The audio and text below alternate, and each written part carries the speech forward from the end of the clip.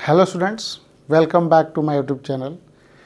बच्चों, आज के वीडियो में हम लोग स्टडी करने वाले हैं क्लास 10th बायोलॉजी का एक इम्पॉर्टेंट चैप्टर, और इस चैप्टर से हम लोग बहुत सारा इम्पॉर्टेंट ऑब्जेक्टिव क्वेश्चंस को प्रैक्टिस करेंगे जो कि आपके एग्जामिनेशन के लिए काफ़ी इम्पॉर्टेंट है।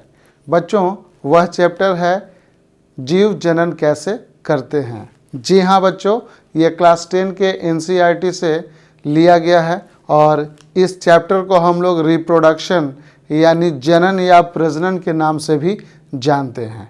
तो चलिए आज का इम्पोर्टेंट क्लास शुरू करते हैं। क्लास शुरू करने से पहले वैसे बच्चे जो मेरे चैनल पे नए हैं, अगर उन्होंने मेरे चैनल को सब्सक्राइब नहीं किया है तो जल्द से जल्द चैनल को सब्सक्राइब कर लें और वीडियो को लाइक कर लें। मेरा नाम है राजेश और आप देख रहे हैं साइंसिया क्लासेस। तो बच्चों, चलिए आज का ऑब्जेक्टिव क्वेश्चन शुरू करते हैं। क्वेश्चन नंबर 1, अंडाणु निषेचित होता है। ये काफ़ी इम्पोर्टेंट क्वेश्चन है, ये कई बार एग्जामिनेशन में पूछा गया है। ये सारे क्वेश्चंस ना सिर्फ आपके बोर्ड एग्जामिनेशन के लिए इम्पॉर्टेंट है, बल्कि ये विभिन्न प्रतियोगिताओं के लिए भी बहुत इम्पॉर्टेंट है। ये मील का पत्थर साबित होगा। तो बच्चों, इसे आप अधिक से अधिक प्रैक्टिस करें, अधिक से अधिक देखें। तो पहला क्वेश्चन है, अंडाणु निषेचित होता है। तो अगर ऑब्जेक्टिव क्वेश्चंस में ऑप्शन रहेगा कि अंडाणु निषेचित होता है, 4 ऑप्शंस दिए रहेंगे। चूंकि ये क्वेश्चन जो पूछे जाएंगे ये मल्टीपल चॉइस क्वेश्चन होंगे, MCQ होंगे, तो इसे हम बहुवैकल्पिक प्रश्न के नाम से भी जानते हैं। तो बच्चों, आपको 4 ऑप्शंस दिए रहेंगे। अगर क्वेश्चन में होगा ऑप्शन कि गर्भाशय में, अंडाशय में, वृषण में या फैलोपियन नलिका में, तो आपका जो सही उत्तर होगा कि अंडाणु निषेचित होता है, इसका सही उत्तर है फैलोपियन नलिका में। यानी बच्चों, जो अंडाणु मादा के अंडाशय में बनता है, उसका फर्टिलाइजेशन, उसका निषेचन कहाँ होता है? ये फैलोपियन ट्यूब में होता है, जिसे हम फैलोपियन नलिका भी कहते हैं। तो बच्चों, इस प्रश्न को आप जरूर ध्यान से पढ़ें। ये कई बार एग्जामिनेशन में पूछा गया है कि मादा मनुष्य में फर्टिलाइजेशन या निषेचन कहाँ होता है। तो बच्चों, फैलोपियन ट्यूब या फैलोपियन नलिका में निषेचित होता है। कौन निषेचित होता है? अंडाणु। अगला क्वेश्चन है, उभयलिंगी जंतु है। आपको बहुत सारे ऑप्शंस दिए रहेंगे, 4 ऑप्शंस दिए रहेंगे, उसमें बहुत सारे जानवरों का नाम भी होगा। तो अगर उस ऑप्शन में अगर केंचुआ दिया है, उस ऑप्शन में अगर अर्थवर्म दिया है, तो आप उभयलिंगी जंतु में इस अर्थवर्म पे टिक का निशान लगाएंगे, यानी आंसर शीट में आप डार्क सर्किल करेंगे। चूँकि आप जो भी एग्जामिनेशन दोगे बच्चों, उसमें आप गोला रंगोगे, या तो ब्लू पेन से या तो ब्लैक पेन से। तो बच्चों, उभयलिंगी जंतु केंचुआ को कहा जाता है। ठीक है।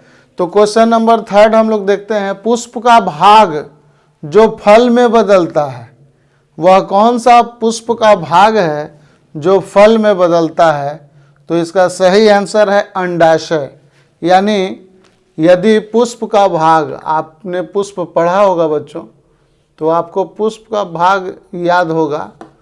तो इस तरह का पुष्प का भाग होता है, इसे हम लोग क्या बोलते हैं? इसे हम लोग बोलते हैं स्टिग्मा, इसे हम लोग बोलते हैं स्टाइल, और इसे बोलते हैं ओवरी। ठीक है। तो वर्तिकाग्र, वर्तिका, और इसे हम लोग अंडाशय के नाम से जानते हैं। तो ये ध्यान देना होगा बच्चों कि पुष्प का भाग जो फल में बदलता है, इसके अंदर एक स्ट्रक्चर होता है जिसे हम लोग बोलते हैं बीजांड। क्या बोलते हैं? इसे हम लोग बीजांड, और इंग्लिश में हम लोग ओव्यूल के नाम से जानते हैं। तो जब आप फ्लावर का स्ट्रक्चर पढ़ोगे, जब आप पुष्प की रचना पढ़ोगे, तो वहाँ मादा पुष्प में ये स्ट्रक्चर मिलेगा, ये रचना आपको मिलेगी, जिसे हम लोग क्या बोलते हैं, जिसे हम लोग स्त्री केसर, क्या बोलते हैं, जिसे हम लोग स्त्री केसर या इंग्लिश में हम लोग कार्पेल या पिस्टिल के नाम से जानते हैं। तो बच्चों कार्पेल या पिस्टिल यानी स्त्री केसर ये जायांग की इकाई है। ये किसकी इकाई है? जायांग की इकाई है। और जायांग क्या होता है? ये होता है मादा जनन अंग। इसे हम लोग मादा जनन अंग के नाम से जानते हैं। तो जब स्त्री केसर समूह में होगा, जब स्त्री केसर समूह में होगा तो उसे हम जायांग कहेंगे। और जायांग की इकाई को क्या बोलते हैं? तो जायांग की इकाई स्त्री केसर कहलाती है। पुष्प में मादा जनन अंग क्या होगा? तो जायांग होगा, या अगर इसकी इकाई ऑप्शन में दिया होगा तो स्त्री केसर होगा। तो आप याद रखोगे पुष्प में मादा जनन अंग जायांग हो सकता है यदि बहुवचन में हो, तो यदि इकाई ऑप्शन में दिया हुआ है तो वहाँ स्त्री केसर जरूर दिया रहेगा। तो स्त्री केसर ऑप्शन में हो सकता है या तो जायांग हो सकता है। तो बच्चों क्वेश्चन है कि पुष्प का भाग फल में बदलता है। तो पुष्प का जो भाग है जो फल में बदलता है वो ये मोटी वाली परत है जो सबसे बाहर है। इसको हम लोग क्या बोलते हैं? इसको हम लोग बोलते हैं अंडाशय यानी ओवरी। अगला क्वेश्चन है पुष्प का भाग जो बीज में बदलता है, यानी पुष्प का कौन सा भाग है जो बीज में बदलता है, उसे हम लोग बीजांड या ओव्यूल के नाम से जानते हैं। तो बच्चों पुष्प का भाग जो बीज में बदलता है उसे हम लोग क्या बोलते हैं? उसे हम लोग बीजांड के नाम से जानते हैं। अगला क्वेश्चन है शुक्राणु का निर्माण होता है। ये काफ़ी इंपॉर्टेंट क्वेश्चन है। ये सारे इंपॉर्टेंट क्वेश्चन हैं जो कई बार एग्जामिनेशन में पूछे गए हैं। शुक्राणु का निर्माण होता है बच्चों, कहाँ होता है? तो आपको बहुत सारे मल्टीपल चॉइस ऑप्शन दिए रहेंगे। तो वहाँ पे ऑप्शन एक होगा वृषण या टेस्टिस, यानी नर जनन तंत्र में शुक्राणु का जो निर्माण होता है वह कहाँ होता है? वह वृषण में होता है। और वृषण को हम लोग क्या बोलते हैं? टेस्टिस के नाम से जानते हैं। तो बच्चों मनुष्य में नर जनन अंग किसे कहते हैं? याद रखिएगा, उसे हम वृषण के नाम से जानते हैं। यानी वृषण मनुष्य का नर जनन अंग होता है। अगला क्वेश्चन है क्वेश्चन नंबर 6, पुष्प का वह भाग जो पराग कण बनाता है। तो बच्चों इसका सही आंसर है पुंकेसर यानी स्टेमेन। तो याद रखोगे पुष्प का वह भाग जो पराग कण बनाता है, तो यहीं से पराग कण निकलता है। पुंकेसर ही पुष्प में नर जनन अंग कहलाता है और इसी पुंकेसर के अंदर परागकोश पाए जाते हैं। परागकोश के अंदर पराग के कण बनते हैं और वही पराग कण नर युग्मक कहलाता है। तो ये भी क्वेश्चन पूछता है कि पुष्प में नर युग्मक क्या कहलाता है? तो उसे हम पराग कण के नाम से जानते हैं। तो बच्चों ये हम लोगों ने जान लिया कि पुष्प का वह भाग जो पराग कण बनाता है उसे हम पुंकेसर या स्टेमेन के नाम से जानते हैं।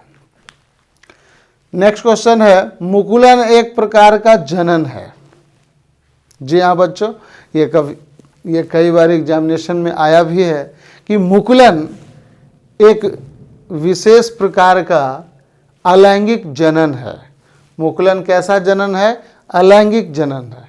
बच्चों अलैंगिक जनन वह जनन है जिसमें जनन अंग भाग नहीं लेते हैं, यानी उस प्रकार के जीव में जनन अंग होता ही नहीं है या तो सही रूप से विकसित नहीं होता है, अल्प विकसित होता है।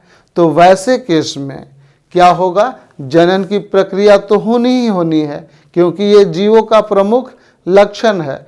तो बच्चों जनन की प्रक्रिया अलैंगिक विधि से होगी और उस विधि में एक विधि है जिसे हम मुकुलन के नाम से जानते हैं, और मुकुलन को हम लोग इंग्लिश में बडिंग भी कहते हैं। तो बच्चों, यह मुकुलन एक विशेष प्रकार का अलैंगिक जनन है जिसे हम एसेक्सुअल रिप्रोडक्शन भी कहते हैं। अगला क्वेश्चन है कि मुकुलन होता है, आपको बहुत सारे चॉइस दिए रहेंगे कि मुकुलन होता है, किस में होता है, तो ऑप्शन दिए रहेंगे अमीबा में होता है, ऑप्शन दिए रहेंगे कि ईस्ट में होता है, या मनुष्य में होता है, या किसी और जीव में होता है। तो वहाँ पे ऑप्शन यदि ईस्ट होगा तो आप ईस्ट लगाओगे, सही आंसर। यदि हाइड्रा होगा तो हाइड्रा पे टिक लगाओगे, अगर पोरीफेरा है तो पोरीफेरा लगाओगे, क्योंकि आपने पढ़ा है कि पोरीफेरा में जो भी सदस्य होते हैं वो मुकुलन विधि द्वारा जनन की क्रिया करते हैं, जो कि आपने क्लास 9th में पढ़ा होगा। तो बच्चों, मुकुलन की जो प्रक्रिया है वह ईस्ट में होता है, हाइड्रा में भी होता है, और पोरीफेरा के सदस्य यानी साइकोन में भी होता है। तो ये काफ़ी इम्पोर्टेंट क्वेश्चन है कि बडिंग यानी मुकुलन कहाँ होता है, तो आप इसे जान लिए। अगला क्वेश्चन देखते हैं, क्वेश्चन नंबर 9। मानव जनन अंग परिपक्व एवं क्रियाशील होते हैं, कब होते हैं, कौन सी आयु में होते हैं, तो 18 वर्ष की आयु में यह परिपक्व एवं क्रियाशील हो जाते हैं। ये तो मानव जनन अंग परिपक्व होते हैं बच्चों 18 वर्ष की आयु में ही। इससे कम की आयु में ये अभी अपरिपक्व होते हैं। अगर हम ये कहें कि किशोरावस्था 12 वर्ष से शुरू होती है और 18 से 19 वर्ष में खत्म हो जाती है, तो इसी अवस्था के दरमियान हमारे जनन अंग धीरे धीरे परिपक्व होते हैं, और जब 18 वर्ष की आयु हम अटेन करते हैं, हम प्राप्त करते हैं, तो हमारे जनन अंग से गैमिट्स का फॉर्मेशन होता है जिसे हम शुक्राणु के नाम से जानते हैं। तो बच्चों, मानव जनन अंग परिपक्व एवं क्रियाशील कब होते हैं, तो 18 वर्ष की आयु में होते हैं। वहाँ ऑप्शन दिया रहेगा 10 वर्ष, 15 वर्ष, 18 वर्ष, 25 वर्ष। तो आप उसमें सही का टिक यानी सही आंसर का जो चयन होगा वो 18 वर्ष की आयु में ही होगा। अगला क्वेश्चन हम लोग देखते हैं, क्वेश्चन नंबर 10। पुष्प में नर जनन अंग होते हैं। तो बच्चों, पुष्प में जो नर जनन अंग होंगे वो कौन से होंगे, तो पुंकेसर। अभी आपको मैंने बताया कि पुंकेसर क्या है भाई, तो ये नर जनन अंग है जो पुष्प में पाया जाता है। यदि ये सिंगल नंबर में होगा तो उसे हम पुंकेसर कहेंगे, अगर ये झुंड में होगा, ग्रुप में होगा, तो उसे हम पुमंग के नाम से जानते हैं। यानी पुमंग की इकाई को हम क्या बोलते हैं, पुंकेसर। यानी ये जरूरी नहीं है कि पुष्प में केवल अकेला पुंकेसर होगा, पुष्प में बहुत सारे पुंकेसर होंगे, उस पुंकेसर के झुंड को हम लोग पुमंग कहते हैं। परंतु जब हम इकाई की बात करेंगे बच्चों, तो इकाई का मतलब अकेला होता है, इकाई का मतलब सिंगल होता है। तो उस पुमंग में से जो सिंगल रचना होगी उसे हम पुंकेसर कहेंगे। ठीक इसी तरह से मादा पुष्प में भी जो मादा जनन अंग होगा उसे हम जयांग कहेंगे, और उसकी इकाई क्या कहलाएगी, तो उसकी इकाई स्त्री केसर या कार्पेल या पिस्टिल कहलाती है। तो ये काफ़ी इंपॉर्टेंट क्वेश्चन है, इसको ध्यान से देखिएगा। अगला क्वेश्चन करते हैं, क्वेश्चन नंबर 11। पुष्प में मादा जनन अंग होते हैं, तो स्त्री केसर होगा जिसे हम पिस्टिल या कार्पेल कहते हैं इंग्लिश में, और इसे हम जायांग के नाम से जानते हैं। जायांग यानी गाइनोसियम, और पुमंग का मतलब एंड्रोसियम। अगला क्वेश्चन है, पराग कोश में होते हैं। बच्चों, पराग कोश में क्या होता है, पराग के कण होते हैं। यहाँ पे पराग कोश बना हुआ है, इस पराग कोश में क्या होगा, इस पराग कोश में पराग के कण होंगे। ये पूरी रचना क्या कहलाएगी, पुंकेसर कहलाएगी। पुंकेसर 2 भागों से मिलकर बना होता है, एक होता है पराग कोश, दूसरा होता है तंतु यानी एंथर एंड फिलामेंट। ठीक है, तो इस क्वेश्चन को आप देखिए, अभ्यास कीजिए। ठीक है, तो चलिए हम लोग अगला क्वेश्चन करते हैं। क्वेश्चन नंबर 13 में बच्चों क्वेश्चन है, बच्चों क्वेश्चन नंबर 13 में दिया गया है कि पौधों में लैंगिक जनन होते हैं, कहाँ होते हैं? तो ऑप्शन अगर दिया रहेगा जड़ में, तना में, पत्ती में, पुष्प में, तो सही आंसर क्या होगा बच्चों? पुष्प में यानी फ्लावर में। तो चूँकि हम सभी जानते हैं कि पौधों में जनन की जो प्रक्रिया है वो भी दो तरह की होती है, एक लैंगिक जनन और दूसरा अलैंगिक जनन। तो यदि पौधों में लैंगिक जनन की क्रिया होगी तो वह पुष्प में होती है, जिसे हम फ्लावर के नाम से जानते हैं। तो अगला प्रश्न है, हाइड्रा में अलैंगिक जनन होते हैं। क्वेश्चन नंबर 14, हाइड्रा में अलैंगिक जनन होते हैं किस विधि द्वारा? तो उस विधि का नाम क्या है? मुकुलन यानी बडिंग। इस प्रश्न को हम लोग पढ़ चुके हैं अभी। अगला क्वेश्चन है क्वेश्चन नंबर 15, अलैंगिक जनन की विधि है। बच्चों अलैंगिक जनन की विधि कई प्रकार की है, तो ये सारा लिस्ट आपको दे दिया गया है। अगर क्वेश्चन पूछा जाए कि अलैंगिक जनन की विधि निम्नलिखित में से कौन कौन है, अगर ये दे दिया जाए, पहला ऑप्शन मुकुलन, दूसरा ऑप्शन विखंडन, तीसरा ऑप्शन विजाणु जनन, चौथा ऑप्शन ये दे दिया जाए कि इनमें से सभी, तो सही उत्तर हो जाएगा इनमें से सभी। तो सभी का नाम लिख दिया गया है, मुकुलन हो सकता है, विखंडन हो सकता है, विजाणु जनन हो सकता है, पुनर्जनन हो सकता है। ये चारों क्या है? अलैंगिक जनन की विधि है, यानी एसेक्सुअल रिप्रोडक्शन का अलग मेथड है। क्वेश्चन नंबर 16, नर युग्मक मेल गैमिट और मादा युग्मक फीमेल गैमिट के संयोजन या संलयन से बनता है। कौन सी रचना बनती है? उसे हम युग्मनज या जाइगोट के नाम से जानते हैं। बच्चों ये एक इम्पॉर्टेंट क्वेश्चन है कि नर जनन अंग में जो युग्मक बनता है उसे हम शुक्राणु के नाम से जानते हैं, और मादा जनन अंग में जो युग्मक बनता है उसे हम अंडाणु के नाम से जानते हैं। बच्चों शुक्राणु और अंडाणु जिस विधि के द्वारा आपस में मिलते हैं उसे हम फर्टिलाइजेशन या निषेचन की प्रक्रिया कहते हैं। और यह निषेचन जहाँ होता है उस स्थान को हम लोग मनुष्य के केस में फैलोपियन नलिका कहते हैं। और इस विधि में नर युग्मक और मादा युग्मक आपस में मिलकर युग्मनज या जाइगोट बनाते हैं।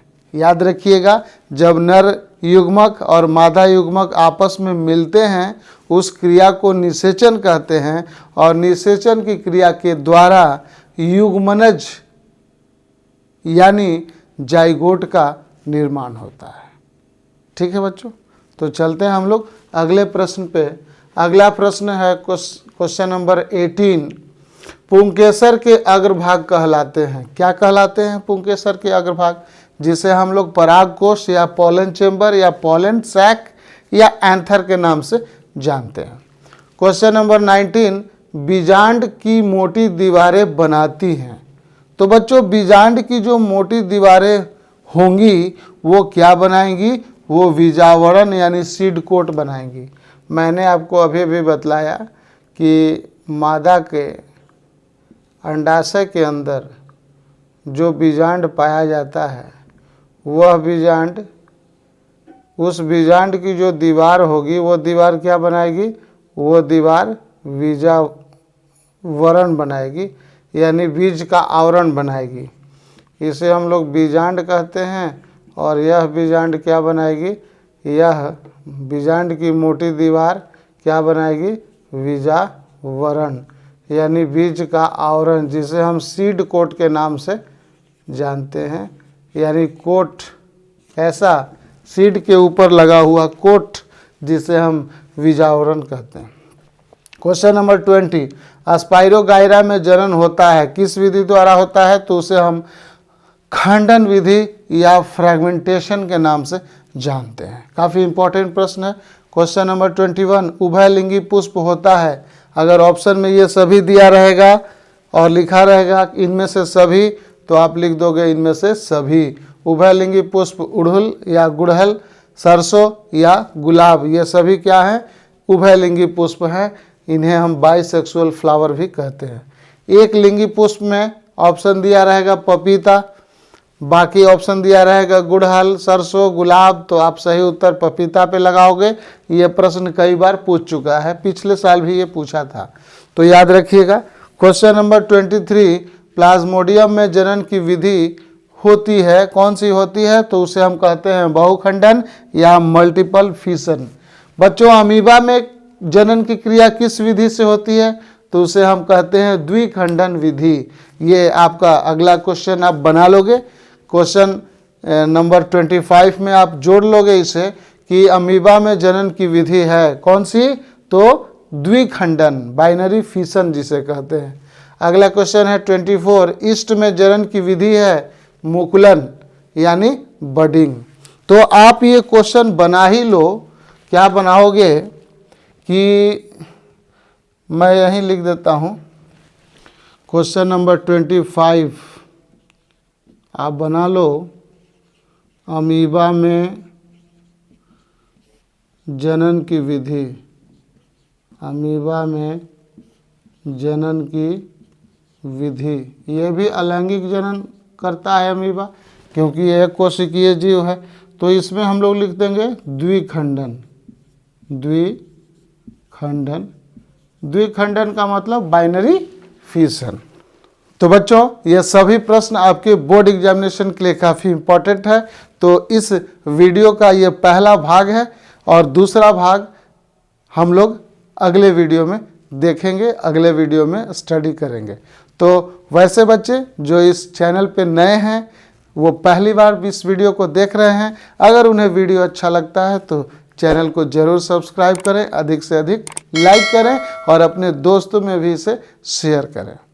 तो मिलते हैं हम लोग अगले वीडियो में, तब तक के लिए नमस्कार, धन्यवाद।